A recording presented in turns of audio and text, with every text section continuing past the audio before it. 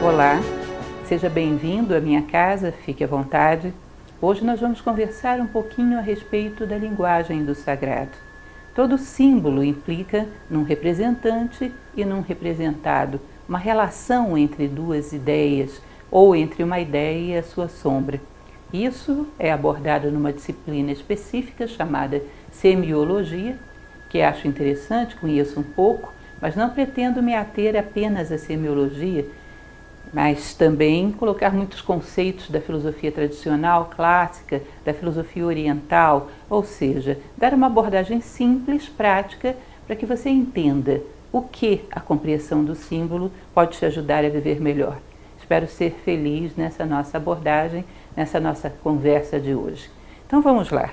A ideia do sagrado, houve um antropólogo do século passado, chamado Mircea Eliade, que de tudo que eu já li, me marcou muito a sua definição dessa palavra.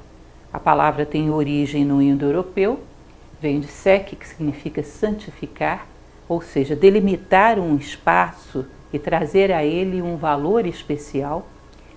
E Mircea Eliade costumava dizer que o sagrado é a função de dar sentido. Eu acho ótimo esse conceito. A função de dar sentido. Significa você redimir, resgatar uma determinada coisa da banalidade e trazê-la para um terreno onde ela tem um valor todo especial. Ela representa algo muito importante para você. Então você vai ver que em muitos cerimoniais de várias tradições religiosas, às vezes quando você vai fazer um rito, colocam-se velas e cercam um espaço.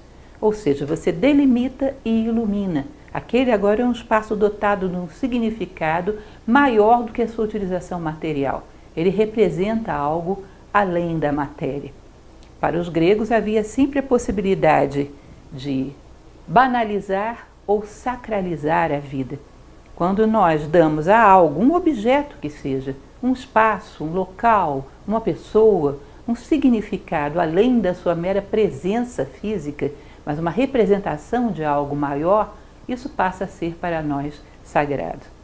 Se você for considerar as tradições antigas, sobretudo do Oriente, consideravam que o objetivo do homem era tornar sagrada toda a sua vida, ou seja, toda ela dotada de significado, redimida da arbitrariedade, imbuída de um valor que é mais do que a sua presença material, mas aquilo que ela transmite, a ideia que ela encarna e representa dentro da nossa vida.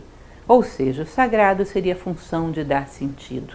As coisas que não são localizadas, que não estão associadas a uma ideia, seriam banais, não seriam dotadas de sentido. Vou dar um pequeno exemplo para vocês, que é algo que inclusive já falei em outras palestras. Gosto muito de coisas belas, de objetos belos. Em uma ocasião, muito recentemente, entrei numa loja de decoração, que estava cheia de objetos muito belos, mas nenhum deles me interessou. Sabe por quê? Nenhum deles era representação simbólica de nada. Então havia um monte de coisas estilizadas, vasos, peças de todos os tipos, mas meramente um conjunto de formas e cores para combinar com tapete ou para combinar com sofá. Não havia uma ideia por trás daquilo. E para mim é muito pouco significativo algo que não porta uma ideia.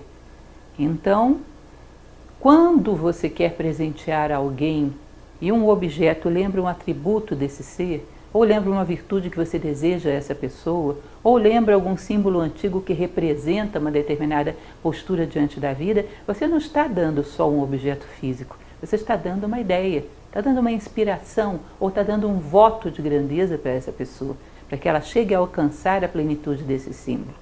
Então as coisas se valorizam e transcendem quando são simbólicas. Já não são meramente um objeto material. E nós vamos conversar bastante sobre isso. Bom, nós vamos ver que quando hoje falamos a respeito de uma civilização antiga, ou uma determinada história de um povo, ou uma determinada história de um panteão mitológico, aqueles que muitas vezes entendem desse assunto, muitas vezes têm uma compreensão que é muito horizontal. Sabem tudo em dados, sabem tudo em termos de descrição de datas, sabem tudo ou tudo o que se pode saber, dependendo da civilização, do momento histórico, tudo que está ao alcance da ciência em termos do que ocorreu ali. Mas quando você tenta adentrar num conhecimento do que há além daquilo, por que aquelas coisas aconteceram, não só como aconteceram, mas o que elas significavam, que valor tinham para aquele povo, o que eles queriam representar com isso, você fica no silêncio. Ou seja, muitas vezes o conhecimento no nosso momento histórico é horizontal, é raso, é extenso, mas não profundo. Que você sabe tudo o que disseram, mas não sabe o que queriam dizer com aquilo. Não há muito aprofundamento no sentido de ver além do que está escrito. Aquilo que foi colocado atrás, aquilo que queria ser revelado através daquelas palavras que foram escritas ou daquelas construções que foram deixadas. Então nós vivemos um tempo de conhecer muito sobre como as coisas foram, know-how, mas muito pouco sobre por que elas foram assim e o que se queria dizer através delas. Vamos então continuar falando um pouco a respeito desse significado que pode estar atrás das coisas. O que é simbolismo? Onde ele está? Será que está em todos os lugares? Será que está na nossa vida também? Bom, na Grécia havia uma expressão, uma palavra que era sumbalô. Sumbalô se diz que era uma plaquinha, normalmente de barro, que dois amigos tinham. Essa plaquinha, quando eles eventualmente precisavam se afastar, um deles ia para longe, eles partiam essa placa ao meio, de tal maneira que só aquelas duas placas tinham um encaixe perfeito. Cada um ficava com uma metade. Às vezes essa pessoa ia embora para outro lugar, voltava décadas depois, ou não voltava, mandava o filho. Quando ele chegava com aquele pedacinho de placa de barro, elas se encaixavam e formavam novamente um todo. E eles se reconheciam por formarem novamente um todo. Um filho de um antigo amigo que se foi, mas deixou com ele essa placa, era parte daquela família também. Eram duas metades que se encontravam. E essa ideia é muito interessante. Se você for ver a etimologia do próprio símbolo, a palavra, o simbalós, significa algo que foi arremessado no mundo, mas permaneceu unido a algo que permaneceu no plano das ideias. Ou seja, duas coisas que se encaixam perfeitamente se forem colocadas juntas. Aquilo que somos e aquilo que representamos no mundo, a nossa essência e a nossa imagem. Elas encaixam? Se encaixam, nós, a nossa personalidade física, é um símbolo perfeito da nossa essência imaterial. E parece que era isso que se esperava dos seres humanos, que representássemos a ideia que está por trás da nossa aparência física e representássemos da maneira mais fiel possível.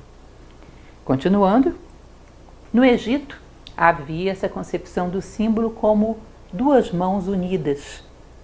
Na forma de ideogramas, de hieroglifos, ele era representado como duas mãos unidas. Ou seja, há um conteúdo que viemos trazer ao mundo. E o símbolo é aquilo que o comporta, o vela e também o revela, porque tenta da melhor maneira possível apresentar isso ao mundo sem adulterá-lo. É como se você imaginasse que existe uma mão da nossa essência, um fragmento da mão de Deus, um fragmento do mundo das ideias que precisa realizar um trabalho no mundo material. E a nossa aparência, a nossa personalidade, toda a nossa estrutura física, psicológica e mental, que é a isso que me refiro quando chamo personalidade, seria como uma luva, que teria que vestir adequadamente essa mão da essência, essa mão do ser, para que ela tivesse liberdade e precisão para operar a sua obra no mundo. Quando essa luva não representa bem essa mão, ela não permite que ela haja. Ou ela é muito apertada, ou ela é folgada demais, ou os dedos estão presos. Ela não permite que a mão do espírito haja no mundo da matéria. Significa que aquilo que aparentamos não corresponde à nossa essência. Não houve um diálogo vertical entre o que somos e aquilo que estamos. E essa é uma concepção muito interessante para colocarmos como meta. O homem sábio seria aquele que a sua essência e a sua aparência correspondem perfeitamente. A mão está muito bem servida para uma luva que se adequa a ela e tem possibilidade de atuar livremente no mundo e cumprir a sua missão no mundo. Bom, então, segundo antigas tradições, que já colocavam de uma maneira mais abstrata, não muito bem definida, mas colocavam essa ideia do símbolo, existem dois tipos de criação. Uma criação da natureza, para quem prefere uma criação divina, ou seja, uma criação da qual não participamos, mas usufruímos. e a criação humana. Tudo aquilo que elaboramos na natureza para nos servir de alguma maneira e que constitui aquilo que nós chamamos de cultura. Essas duas criações têm por trás delas uma ideia. E elas vieram ao mundo para representar essa ideia, para poder trazer, fazer um passaporte de chegada das ideias ao mundo. Então, nós podemos dizer que todo e qualquer tipo de criação que tenha sido eficaz e corresponda à ideia que a gerou, ela é uma boa luva e serve à mão a qual ela tem de servir.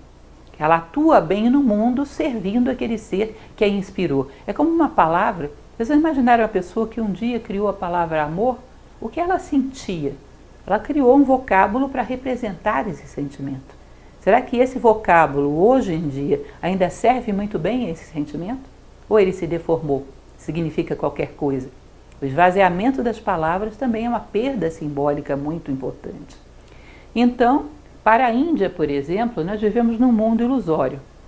A concepção de realidade para esses povos antigos, sobretudo do Oriente, realidade é aquilo que é eterno.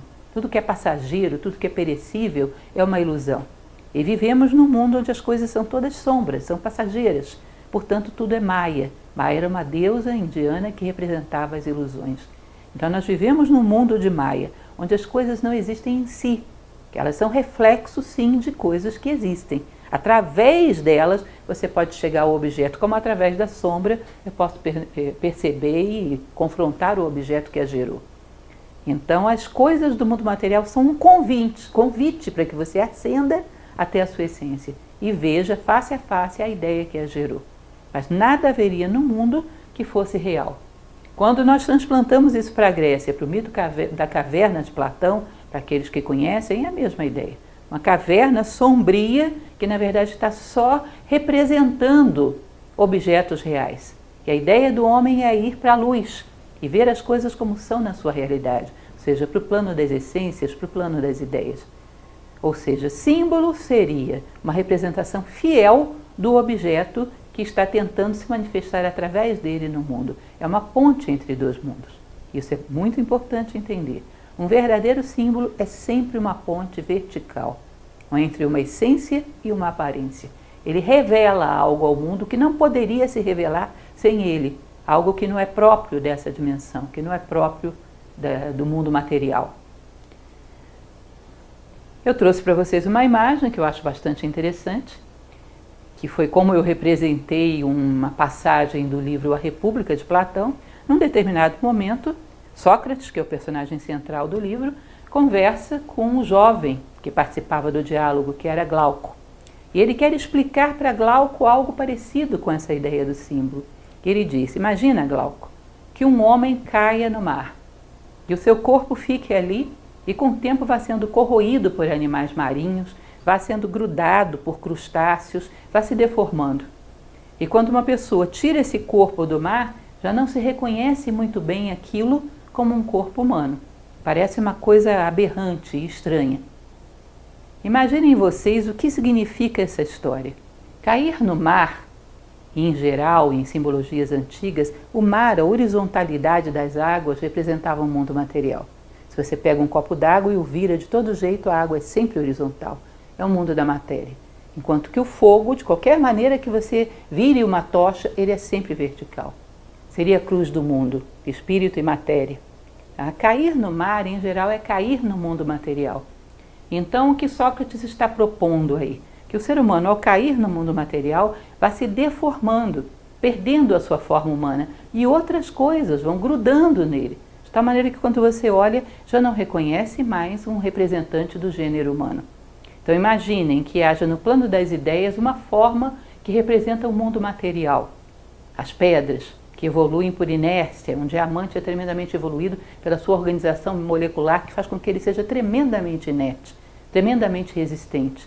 A inércia para uma pedra é virtude, para um homem seria preguiça. Mas ele pega esse símbolo do mineral e aplica em si, e com isso se deforma. E aí vem o mundo vegetal.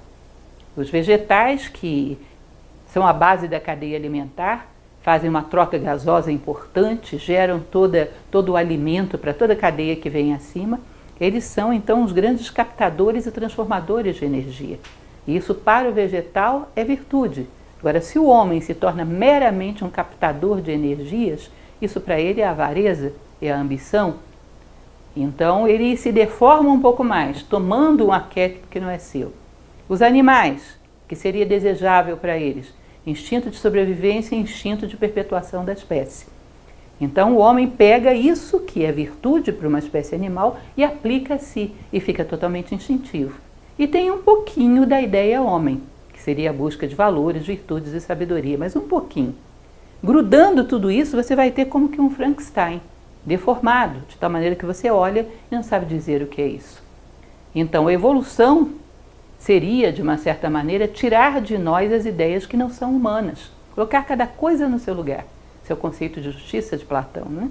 E tomar para nós a ideia que nos gerou. À medida que nos aproximamos daquela ideia que viemos representar no mundo, estamos evoluindo, estamos desenvolvendo, desenrolando o papiro do mistério da nossa própria vida. Porque desenvolver vem disso, desarrolho, desenrolar, abrir. Esse papiro que contém o mistério da nossa própria essência. Ou seja, aproximando daquilo que se espera de um ser humano. Limpando outras ideias que são boas no seu lugar, mas não são apropriadas para nós. Então, esse representar a ideia humana na sua plenitude seria o ideal humano, segundo essas tradições. É um exemplo bastante interessante que nós temos no diálogo A República de Platão. Eu coloquei aqui para vocês algumas ideias bem simples para que entendam um pouco essa relação. Nós temos diversas formas dentro da sociedade de representar coisas através de um ideograma, através de um logotipo. Então eu coloquei aqui, se você tem, por exemplo, uma garrafa de Coca-Cola e o símbolo da Coca-Cola. O símbolo e o simbolizado estão no mesmo plano. Eles pertencem ao mesmo mundo material. Enquanto se você tem um verdadeiro símbolo, por exemplo, uma pomba, essa pomba está representando a paz. Essa paz não está no plano material, não está do lado dela. É uma ideia, é um arquétipo, é um ideal. Então, essa relação é vertical. O símbolo sempre é baseado numa relação vertical. Representante e representado não estão no mesmo mundo. Um está no plano das ideias e o outro está no plano material. E quando correspondem de maneira eficaz, esse é um bom símbolo. Ele representa bem a sua ideia no mundo, ele dá bem o seu recado. Então não confundamos, ideogramas, logotipos, não são símbolos. Símbolos são pontes entre o mundo espiritual e o mundo material, entre o plano das ideias e o plano de materialização das ideias. Trouxe um exemplo bastante interessante, que é abordado pelo professor Jorge Ângeli Braga, que é fundador de Nova Acrópole. Ele coloca um exemplo bastante curioso. Imaginem vocês que nós vamos fazer uma análise técnica de um livro, mas não sabemos ler. Então, com todo o aparato tecnológico que temos nos nossos dias, vamos examinar a fibra do papel, de que ela foi feita, quando foi feita, vamos fazer uma datação, vamos analisar o couro da capa, como foi trabalhado, de que animal pertencia, como foi curtido esse couro, a tinta que foi feita a gravação na capa, a tinta que foi utilizada na impressão daqueles símbolos gráficos nas páginas. Nós conhecemos profundamente toda a estrutura física do livro. Só tem uma coisa que a gente não sabe e não acredita, que juntando aqueles símbolozinhos gráficos, você forma unidades cada vez maiores que fazem referência a algo que não está dentro do livro, está em outro lugar.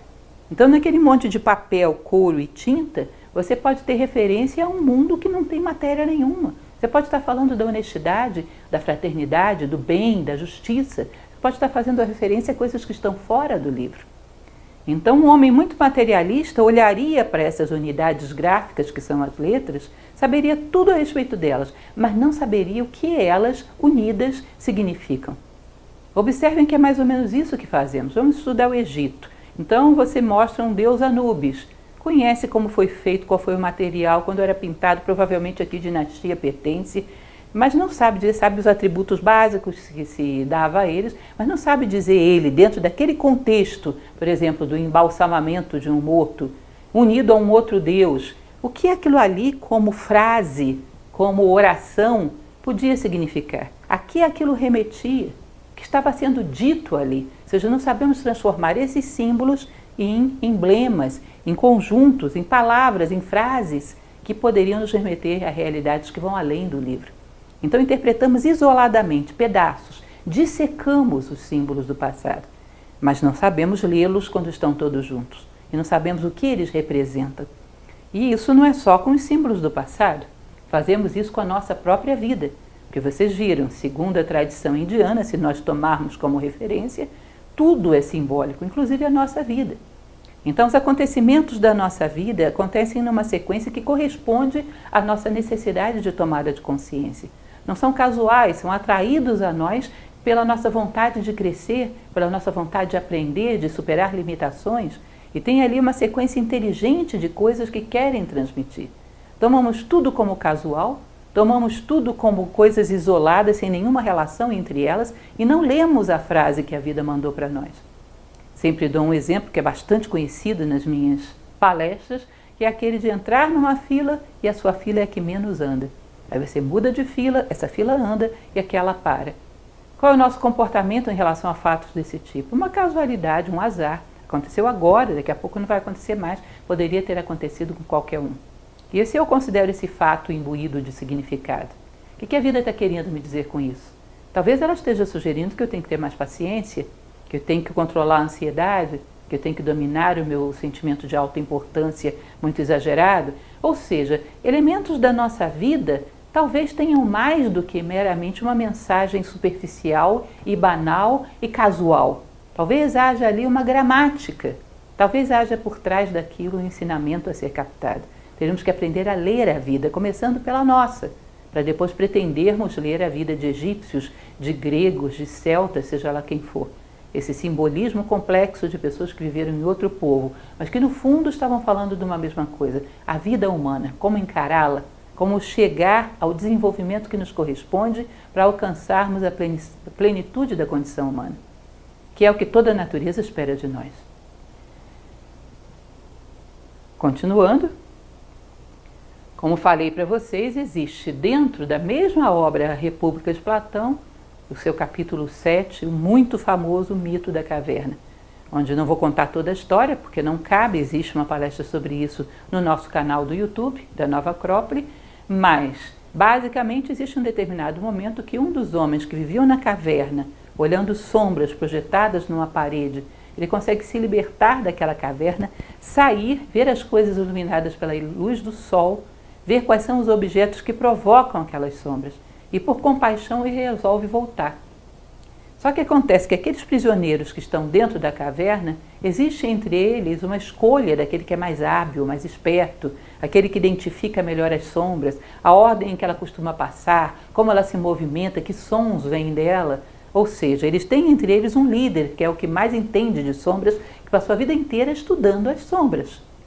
Agora vocês percebem que um homem que foi lá fora, ou seja, tem uma relação vertical, sobe lá fora da caverna, vê a luz do sol, percebe de onde vêm as sombras, vê os objetos que estão provocando as sombras. Quando ele volta, em 2 minutos ele sabe mais sobre as sombras do que aquele que as estudou a vida inteira, mas que não conhece a sua origem, não verticalizou, não subiu ao plano das ideias, não viu o que está por trás das sombras. Ou seja, em 2 minutos ele domina melhor o conhecimento das sombras do que aquele que acumulou apenas um conhecimento horizontal. Essa reflexão que está subjacente a esse mito é muito interessante. O que é conhecer das sombras do mundo material? Simplesmente colecionar as suas características ou saber o que as provocou? Uma visão do que está por trás das sombras já nos dá uma definição muito mais clara do que elas são, de qual é o sentido da vida, do que está por trás de tudo isso. Aonde vamos chegar com tudo isso? Continuando, o professor Jorge Ângelo Braga, que é o fundador de Nova Acrópole, ele costumava dizer que se no futuro a nossa civilização se perdesse e um arqueólogo de alguns milhares de anos achasse um tratado, por exemplo, de química atual, uma tabela periódica, algumas definições de elementos químicos, sem nenhum conhecimento do contexto em que nós vivemos, ele poderia, por exemplo, achar que H2O era uma fórmula mágica, era um mantra, que nós nos divertíamos em ficar em círculos pronunciando mantras sagrados, Nau, O. vocês vão te convir que isso é ridículo. Mas ele já não conheceria a estrutura que há por trás de um H2O, de um NaOH, interpretaria ao pé da letra dentro daquilo que significa para ele. Percebem que a gente faz isso com o nosso passado. Vemos superficialmente e interpretamos segundo os nossos preconceitos. E não sabemos o que aquilo representava, porque tem todo um histórico por trás disso, que já não somos mais capazes de captar. E não somos, não é por falta de dados históricos apenas, é porque perdemos a capacidade de captar o simbolismo da nossa própria vida, dos acontecimentos da nossa vida. Mais do que ler 1000 livros, entender de simbolismo é aprender a dialogar com a própria vida e ver o que ela está te sugerindo a cada momento. A vida é inteiramente pedagógica.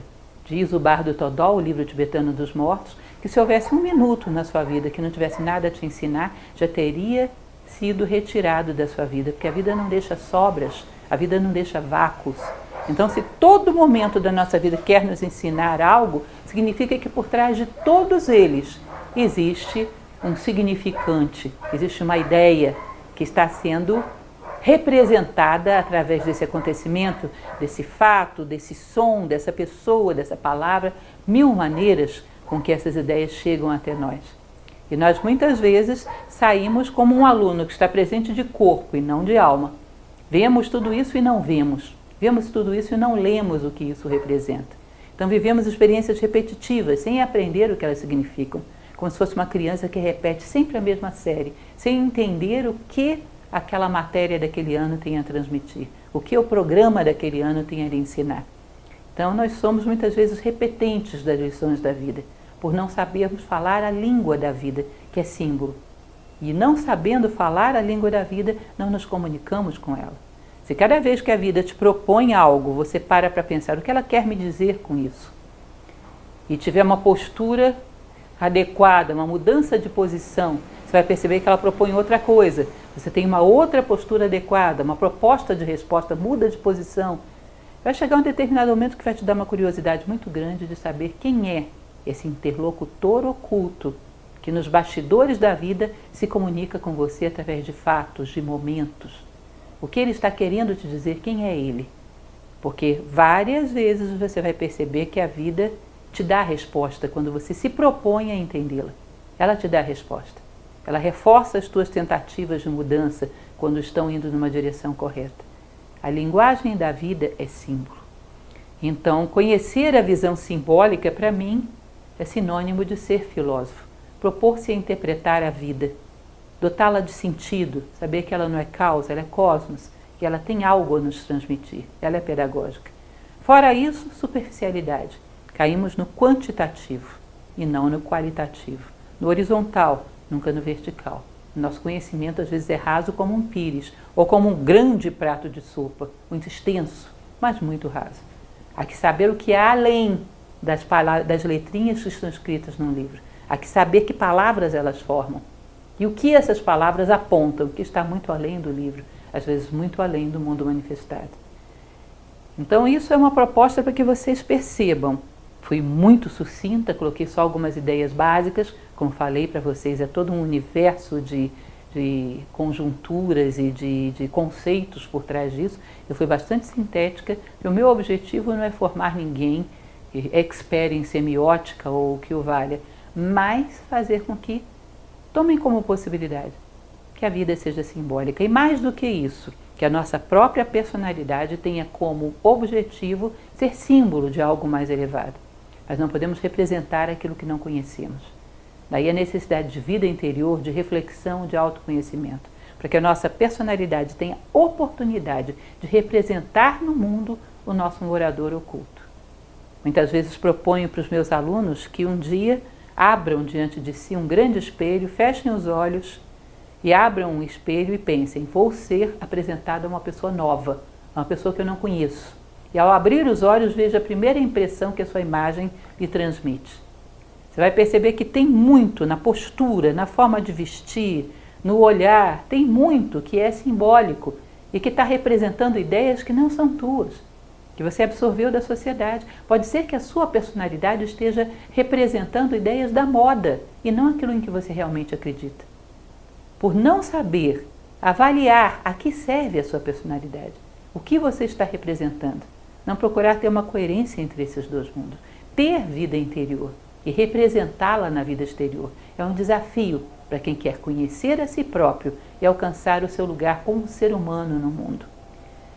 Bom, esse é basicamente o bate-papo que eu proponho a trazer para vocês e espero que façam uma reflexão sobre isso. Lembrem, o símbolo é como uma luva que veste a mão do Espírito. A nossa função é ser uma luva adequada para que a nossa própria essência possa dar o seu recado ao mundo, porque a isso viemos. A nossa palavra sagrada. Lembrem do Dhammapada que diz que mais do que 1000 palavras sem sentido vale uma palavra que traz consolo a quem a ouve. Uma palavra que soma ao mundo, uma palavra que faz diferença. Existe algo dentro de nós querendo pronunciar essa palavra, que a nossa voz sirva a esse algo. Entender que a nossa personalidade, se não simbolizar a nossa essência, vai simbolizar qualquer outra coisa da sociedade, outras ideias que talvez nem acreditemos. Pensem um pouco a respeito disso. Muito obrigada e um abraço a todos.